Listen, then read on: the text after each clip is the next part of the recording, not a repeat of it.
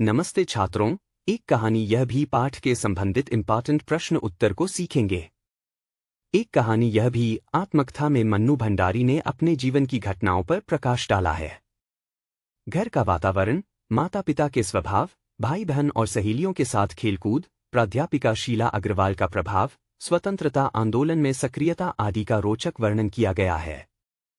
मन्नू भंडारी का जन्म मध्य प्रदेश के भानपुरा गांव में सन 1931 में हुआ था।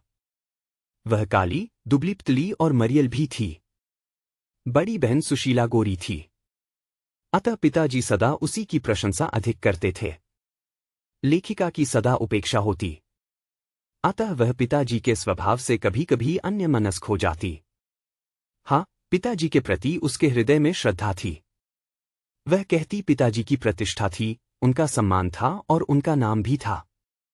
एक तरफ वे कोमल और संवेदनशील थे, तो दूसरी ओर क्रोधी तथा अहंवादी भी थे। लेखिका बचपन में भाइयों के साथ गिल्ली डंडा, पतंग उड़ाने, लंगड़ी टांग, गुड्डे गुड़ियों के ब्याह आदि खेल खेला करती।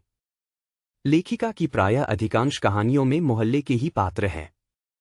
लेखिका की अध्यापिका शीला अग्रवाल ने लेखिका को साहित्य में प्रवेश करवाया था। अनेक साहित्यकारों की रचनाएं पढ़ने के लिए प्रेरित किया। उनके मार्गदर्शन से लेखिका ने बहुत कुछ सोचा। पिताजी रसोई घर को भटियारा खाना कहते थे, क्योंकि उनके हिसाब से वहां रहना अपनी क्षमता और प्रतिभा को भट्टी में झोंकना था। पिता के ठीक विपरीत थी लेखिका की मां, धरती से भी अधिक धैर्य और सहनशील।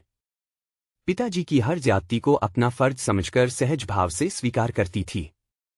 उन्होंने सदा दूसरों को दिया है, मांगा नहीं। सबका लगाव मां का था।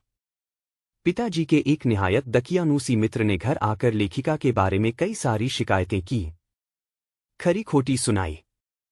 पिताजी एक बार तो चिंतित हो गए, परंतु उनके एक अन्य मित्र डॉक्टर अंबालाल जी के कहने पर पिताजी के चेहरे का संतोष धीरे धीरे गर्व में बदलने लगा।